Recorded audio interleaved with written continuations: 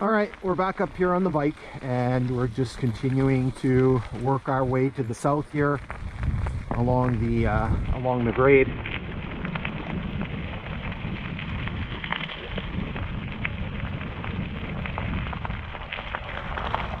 So here's a culvert. You can see we're kind of up on a high embankment here. It's a more modern culvert. I don't know if I can read the mileage on there. It's 167.27, something like that. So that obviously that's around 117.5 on the earlier iterations of this line. Okay, so I'm going to zip you ahead a little bit here. We're going to be passing through a cut. There's going to be another culvert here, but I'll zip you ahead till we get there.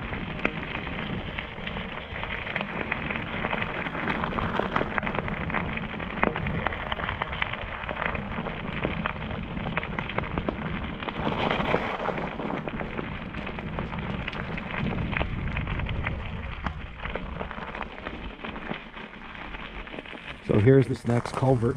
You can see this one a little bit better.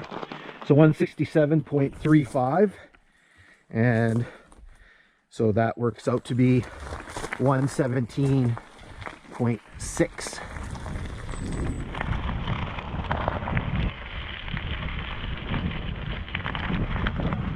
All right, so we're going through another part of a rock cut here again.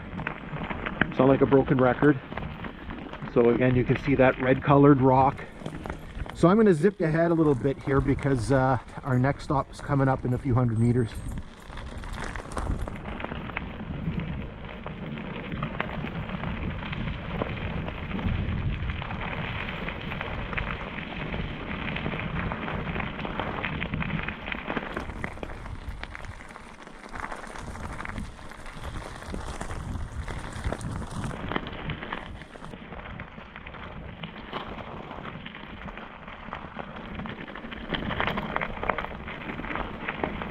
Okay, so we're coming up to our next stop here, and one of the neat things about this time of the year, it can be a little bit wet, but it's one of the best times to actually hike because you can see so much stuff. So you can actually see the remains of the telegraph pole that's in there, and there's actually quite a number of insulators that are on there. So what we're going to do is we're going to jump down and go take a quick look at that. I do have one of my my loyal viewers, Mike, who's always asking for telegraph poles. There's not too much left of this pole, but as you're going to see, there's quite a number of insulators that are still there.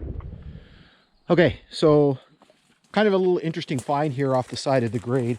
I want to say that maybe in this area, because of the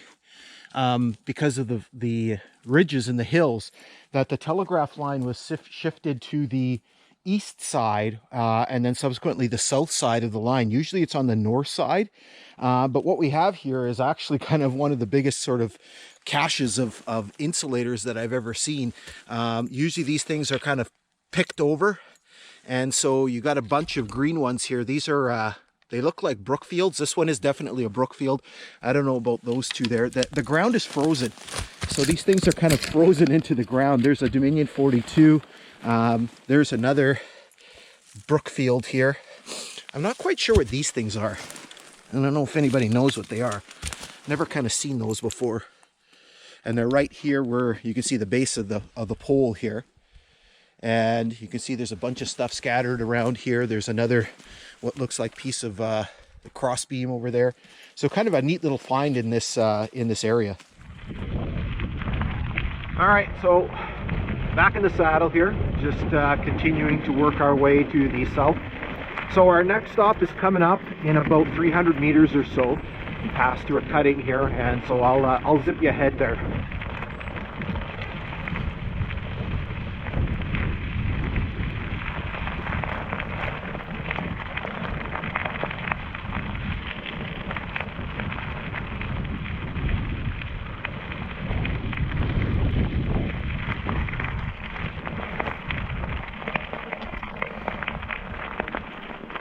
All right, so we're coming up to our next stop here, And you can see we're on a little bit of an embankment. It's pretty high. So what you can see here is we do have a one of the segmented stone culverts. You can see the depth down there of the creek. And so over here you can see the other end of it, kind of the western side of it. So we're going to drop down and take a look at it. There is a mileage marker here, but it's just completely destroyed and you can't see anything on it. Okay, so we're down here below the level of the grade, which you can see way up there. We're probably about 20-25 feet down. So we're in this dry creek bed. Another example of a place where probably the flow of the water has changed. And so you can see the nature of this creek here. It's been kind of carved out of this soft shale material. The red, very strong red kind of color, mineral content in that. And then you can see the culvert up here. It's one of these segmented concrete culverts. You can see the height that it is way above us. You can actually probably see there was some timber reinforcing here, because you can actually see layers of kind of logs underneath here. So kind of really neat to see. You can see kind of the erosion that has been done here. I had kind of a difficult time kind of getting into the creek here with all the debris and everything that was here. So what we're going to do is we're going to jump the grade and go take a look at this from the other side. Okay, so we're here on the, I guess, west side of the culvert. You can actually see, again, this dry creek bed. So it's springtime. You would imagine that there is water, but again, probably changing flow of water. So that water is going somewhere else. So here you can see the culvert, again, the segmented concrete culverts. This is a fairly large diameter one. I'm not really good with this. I'm a little claustrophobic, but we can kind of walk through here. It is chilly in here. So you can kind of see there is a downward slope to it.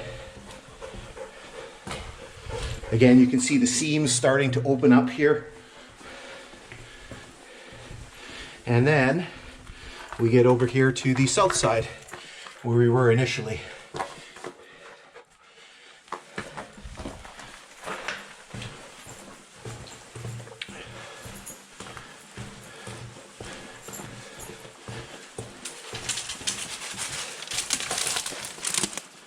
Okay, so that was a little adventure for us.